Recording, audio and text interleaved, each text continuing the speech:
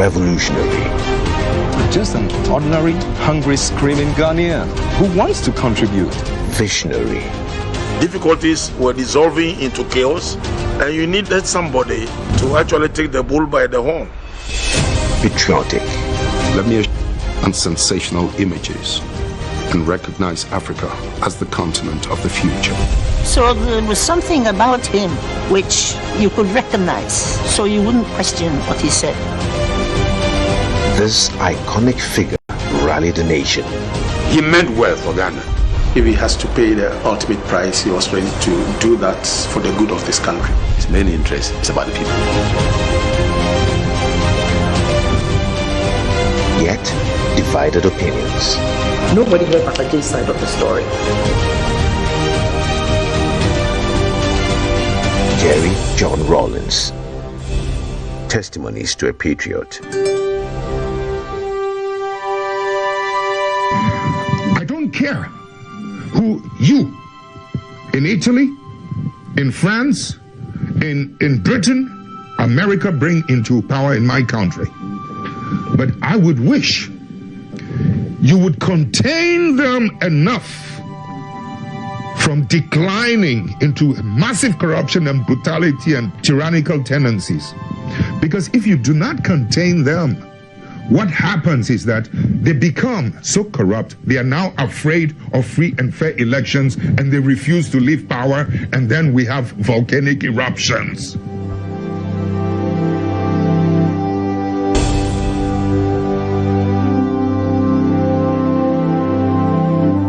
Jerry John Rawlings led Ghana for almost 2 decades as a military leader and a democratically elected president. After a successful second term in office and his country in a far better position, he retired from active politics. I think he became an uncle to our politics because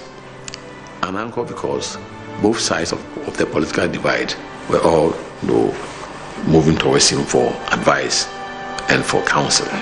I wish he had indulged in politics a little more than he did lately. From what he told me, he worked closely with people who later on turned their backs on him. But what I learned about him was his trust of people. He trusted people easily. And when people he trusted let him down, it hurt him so much so. He himself was trustworthy. He thought everybody was like him. At the most crucial period, he didn't have people to lean on. He was quite disappointed. And that accounted for his withdrawal. He was hoping that the party that he had set up, he didn't want to dictate to the party, but he wanted the party to be wary of where the party came from and what had brought the party into being. And the very things that we fought against in 79 and 31st December, when you see it creeping in, you begin to shudder. One day somebody asked me a question. He said, it appears your boss nowadays is not the kind of boss we knew because he has lost his vibrancy. I said, no, he's now a statesman. So taking partisan positions might not be the best because having regard to the way we do our politics here, it's like if you are not with me, then you are against me. But then he was able to manage that system so well that he attracted both sides. The NDC saw him as our founder, and the MPP also saw him as a stabilizing factor, so that in the event of any problem, we can go to him and seek advice. And I think he did it well, with satisfaction and perfection. He transformed from the fighter pilot that he was to a statesman, and I must say that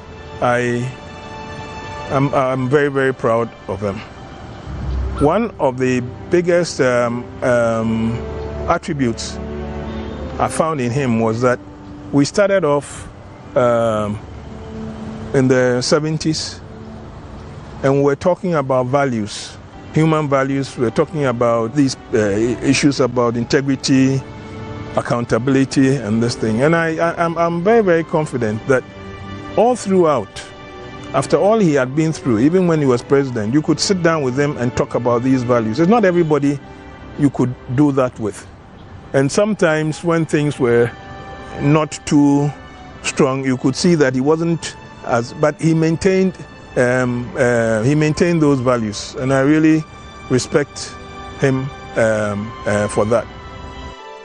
Jerry Rawlings dedicated his post-presidency period to pursuits of his humanitarian interests.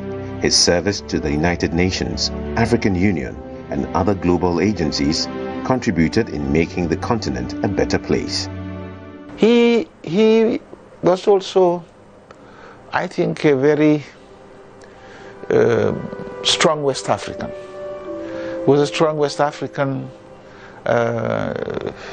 where he was willing to commit Ghanaian resources, both financial and human, to ensure peace and security in the sub-region. Because those were turbulent times in the sub-region, from Liberia, Sierra Leone, and all those, where democracy was being threatened, not only, but human life. The stability of those countries were being threatened. And he championed that. One time that Kofi Annan came here, and we had a long debate on this as to what he wanted, not only what he felt Ghana would contribute, but also how he would influence the leaders of that time, like Tijan Kaba at that time, to really live up to certain standards and expectations and so on. So he became a leader really of West Africa to a great extent. Nigeria is a bigger country, but Jerry Rawlings was the one who pushed a lot of things, and as I said, provided the necessary resources and commitment and leadership and even dialogue. The instability of Liberia is affecting the stability of the sub-region. It's making it difficult to attract investment. It's making it difficult, to improve the image of Africa. So I'm suffering, not indirectly, directly, both through the contribution of my troops to bring about stability and through the fact that, look, it's to bring about the necessary stability. Because we are all... He was a man of competency in the sense that he understood peacemaking, he understood bringing people together, he understood real politics, and he understood geopolitics as well, who throughout his tenure showed it. But President Rawlings was beyond all those things. He was first and foremost a kind human being, a big brother to us, a mentor, someone that we saw as a role model for us. He was engaging with the different parties in Somalia at the moment, with the leadership of Somalia and those of us who were in the international community, trying to ensure that we were dialoguing in the quest for peace in Somalia.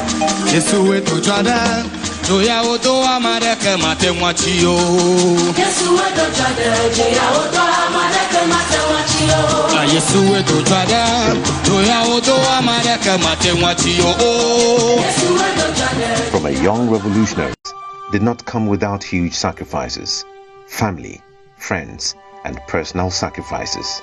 After we went out of power in 2001, that's when I believe he had a chance to experience real family life with his wife and children.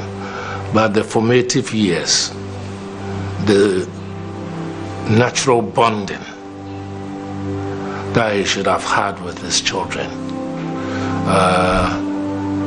was not actually experienced by him, and therefore that was a sacrifice.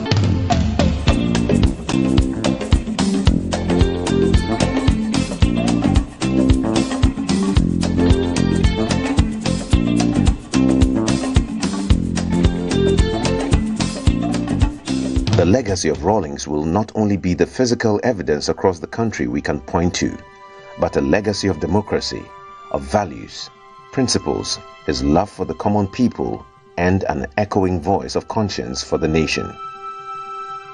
Jerry, in my opinion, has done a lot for this country, and he must be highly commended for his service, his commitment to Mother Ghana. There were 3 letters that came to the office, for instance, and each of them were asking that his name be put. First one was an oil platform, the second one has to do with the ports, some naming ceremony, and they wanted to put his name on it.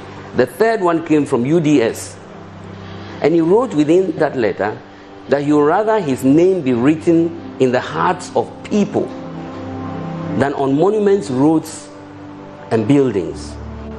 According to Dr. and Mrs. Grant, who told me, he said when Dr. Frimpong Boateng came, he didn't have the support from his superiors. That when one day he came back and called to Mrs.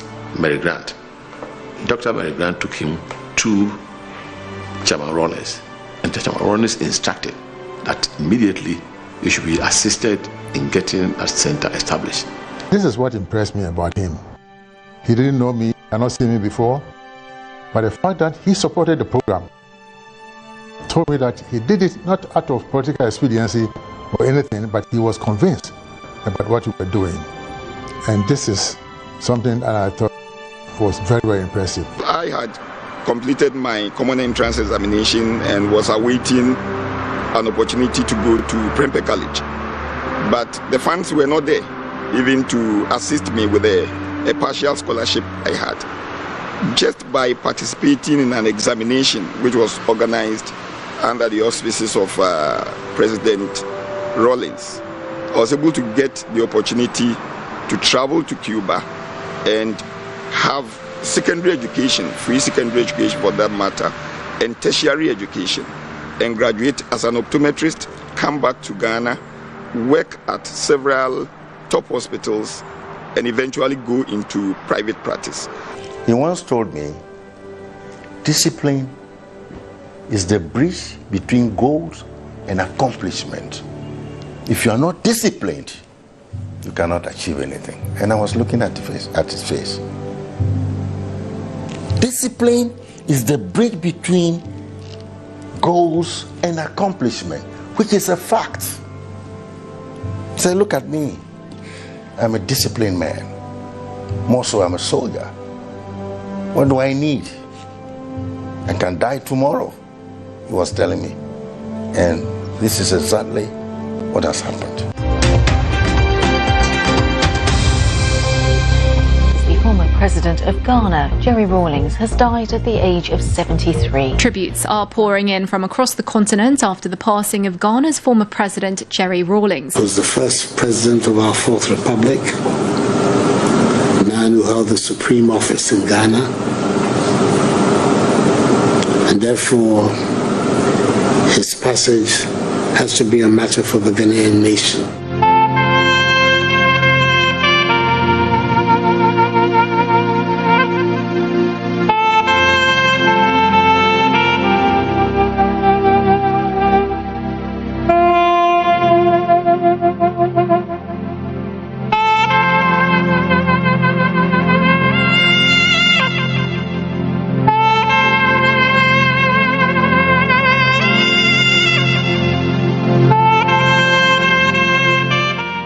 Most people who are very famous in your life,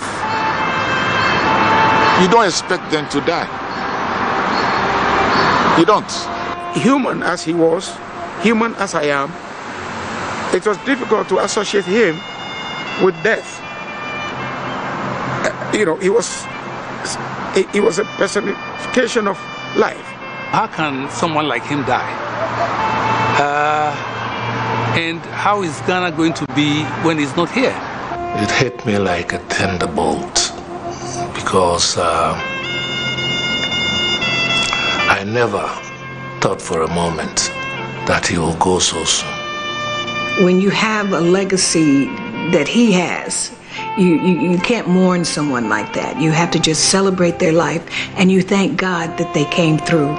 He's a giant tree that has fallen. But the tree and the ambience and all of that will be here, and his legacy will be with us forever. A pillar for many, so strong a personality that his passing on shook the nation and the world, leaving many in disbelief. But some say it was characteristic of the man. Enigmatic Jerry Rawlings lived on his own terms. God knows best. Yeah. God knows best. But given the benefit of hindsight and the way he went about his last few working days, he must have known that the time was coming up. In fact, the day he got to the hospital, when I saw him in the hospital the first time, he told me that he was thanking me for making sure that he was sent to the hospital the time he was sent to, because he himself could see that he was a few minutes away from going. But thankfully he got there, so it was okay. In fact, I was sitting in this chair and my daughter just came in and she sat down and she was looking at her phone. She said, "Mommy, I've just seen, have you heard?" I said, "What?" She said, "Uncle Jerry." I said, "What has he done?" He said, "He's passed on." And to tell the truth, I was happy I was sitting down because it was such a big blow. I was so devastated. I was so distraught. Obia ono na atito ni na ejuma sa bebia odi na ekoba na prekwa pe mpana fiusa enye easy sa but nyami bebe nyami sukrai. I'm in denial, you know. I'm in denial. I don't want to believe that he's dead. I didn't know he was ill. And although he was admitted somewhere for about a week or so, I was never told. Never. I didn't know anything. And I could have visited him or maybe given advice as to what to be done and so on, but it happened. And it was shocking.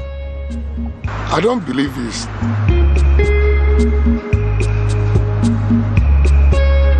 I don't believe it's normal. I will believe it after I've seen the body with my eye, and if I have the opportunity to touch it, which maybe I won't have the opportunity to touch it. But it will be very difficult for me to believe that my godfather is no more. It was the straw that broke the camel's back that day. It was bad. It was really bad.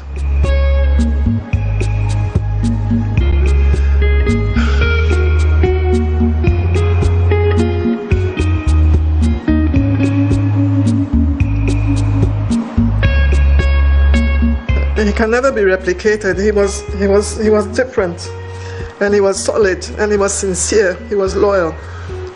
Of all my husband's friends, he was the most. He had the most integrity, and it's difficult to come across people like that. If they care for you, they care for you, and no strings, no conditionalities, nothing. I wouldn't be surprised if he kept on wondering why I didn't fall on him more often. But for me, it was just enough that he was there. It was just enough that he was there.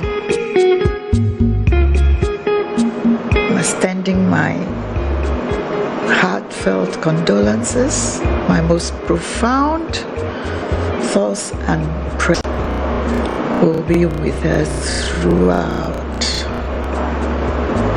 And we pray that Jerry Jones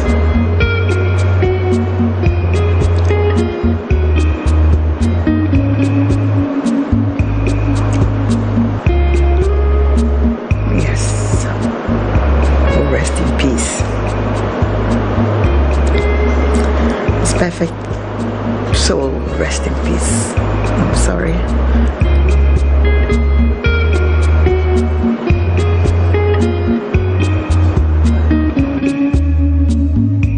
To the generation that came of age in the 80s and 90s, J.J. Rawlings will remain a towering man of action. I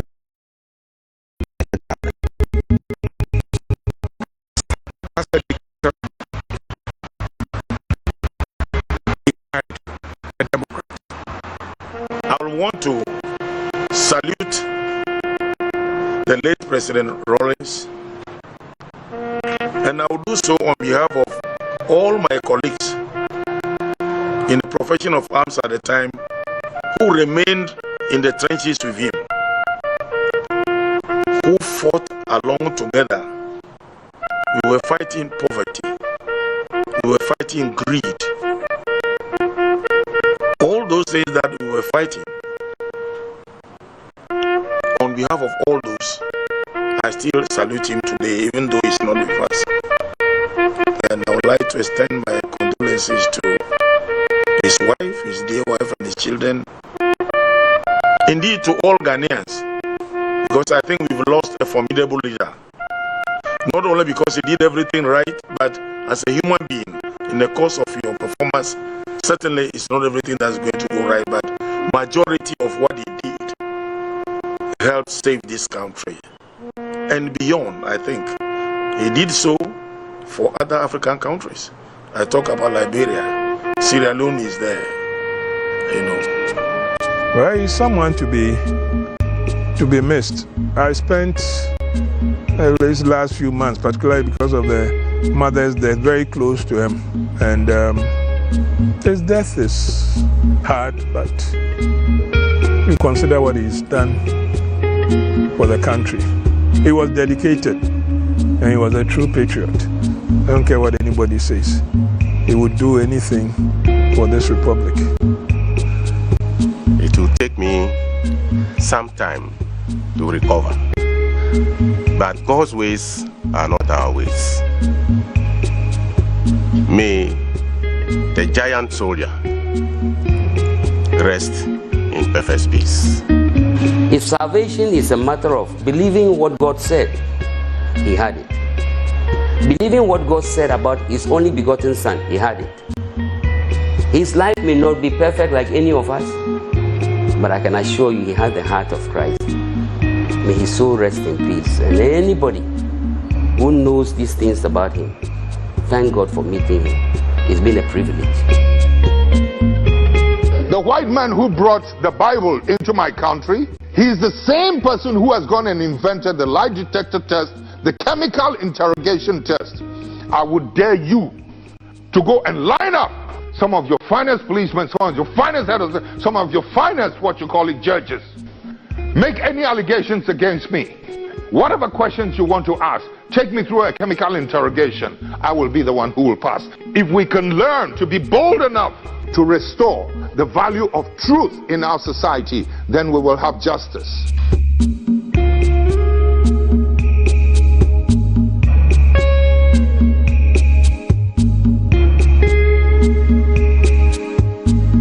His name lives on as a perpetual flame that will continue to burn in the hearts of all who seek.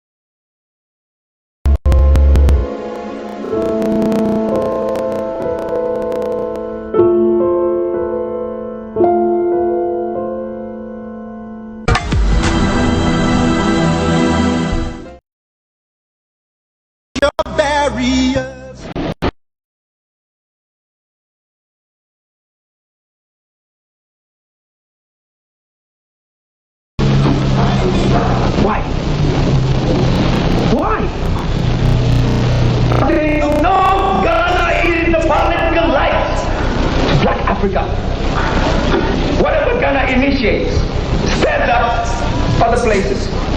You have a responsibility. Please.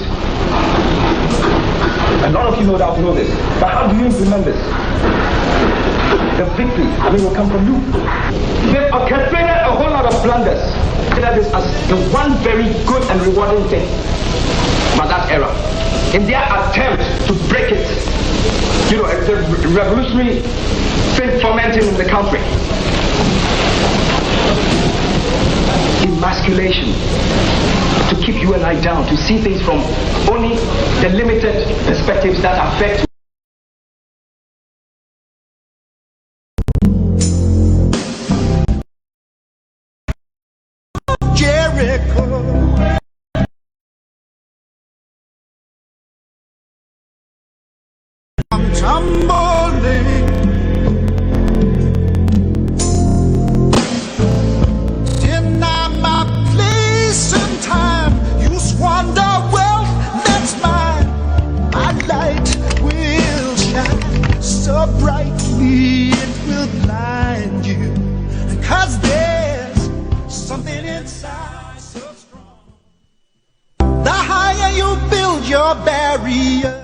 Finding himself at the helm of the ship of state, J.J. Rawlings offered his countrymen a style of leadership which was at complete variance with what the nation had experienced.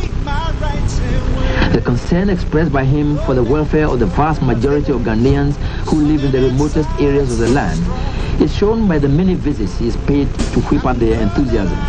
The happiness I'm expressing is most sincere and fresh each time, because I see through the strength of our dear nation embodied in the people gathered together at such occasions. And from such gatherings, I return to my work with renewed strength and vigor to carry on my part of the task which confronts us all as a nation. The more you refuse to hear my voice, the louder I will sing.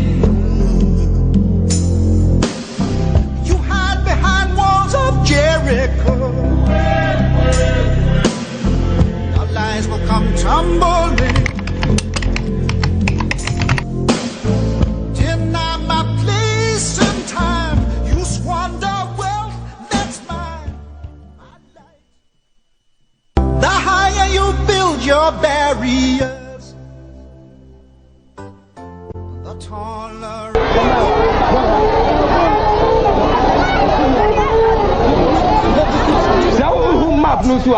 This is one place, you see, uninhabited. Fair enough. And one thing I mean from pioneers, no. Ladies and gentlemen, give us something in a few years' time. Say who are from plains are. Let it be testimony, a reflection of a new Ghana of a kind. People who moved into a new land, explored it and built it. And the ease with which we can snap the chains, parts of the plow, when you run into stumps. They are from plains, the plains we call it, but so many bushfires, the irregular farming activities, the ground is full of stumps. You will find half the time you'd have your tractors packed because you've busted a tire or you've broken a chain. So please, for those who are supposed to be doing the land clearing work, take note of this point, the stumps.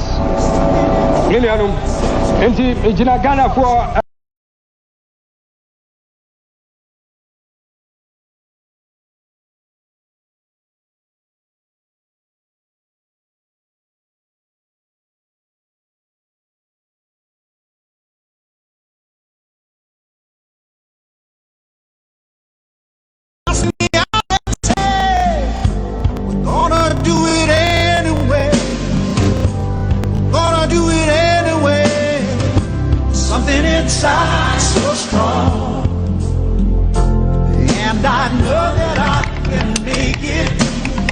Though you're doing me wrong, so wrong, more than my pride was. The higher you build your barriers. Gold mining, especially, has seen significant improvement. At Obuasi, for example, the Ashanti Goldfields Corporation is sinking new shafts.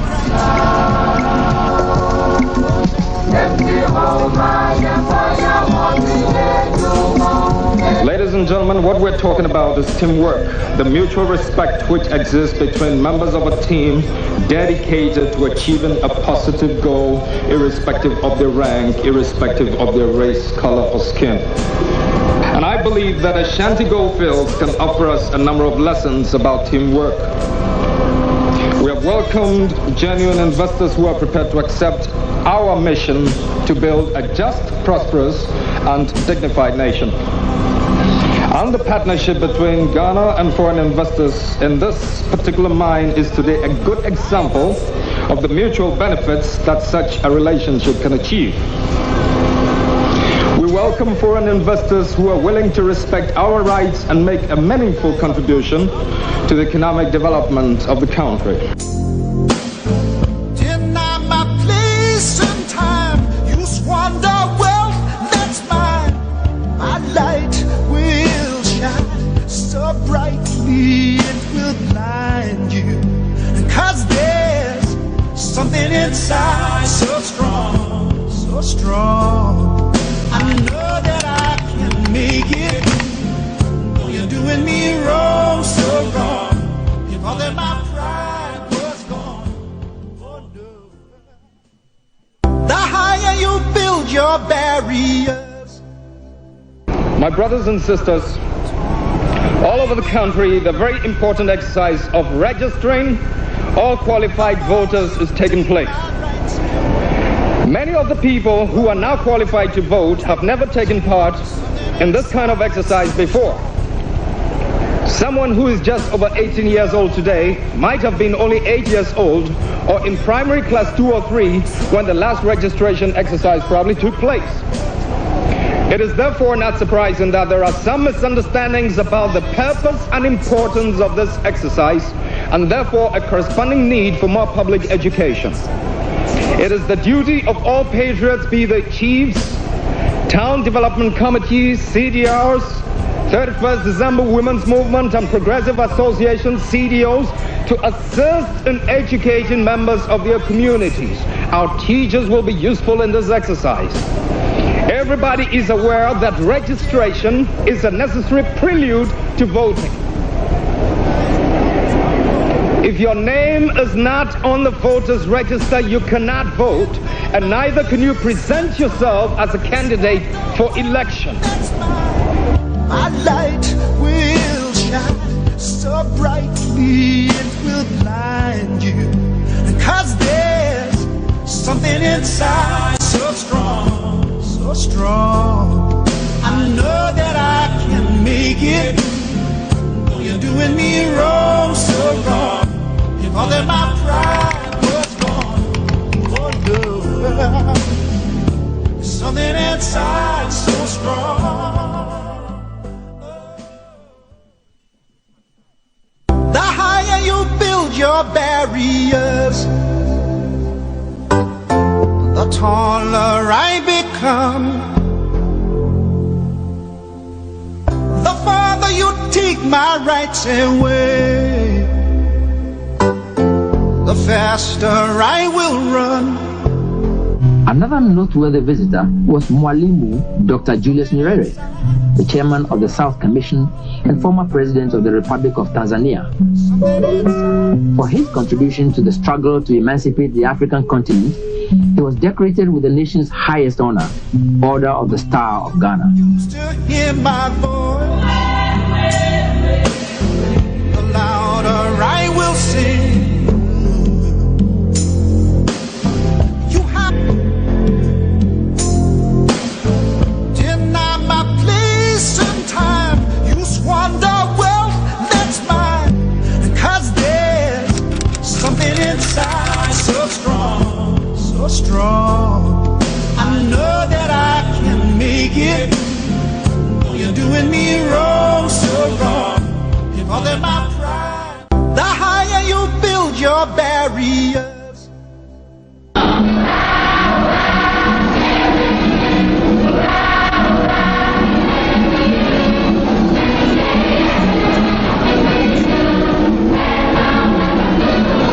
School children and organized dance troops, which normally turn out for official welcome ceremonies, were were swallowed up by thousands of people who had walked several kilometers from the outskirts of Lomé just to catch a glimpse of the man they had heard so much about.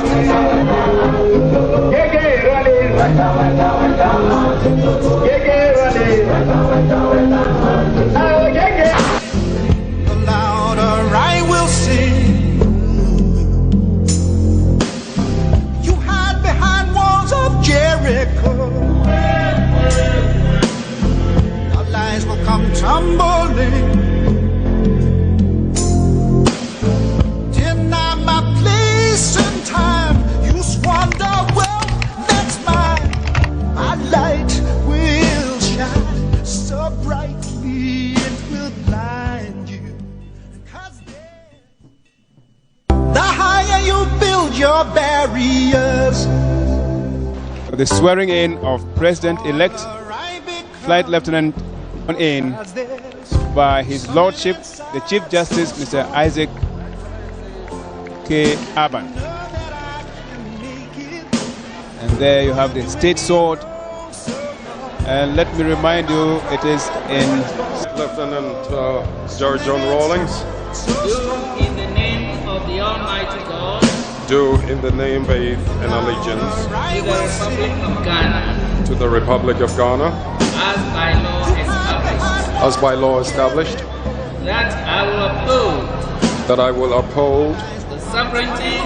the sovereignty And integrity of Ghana.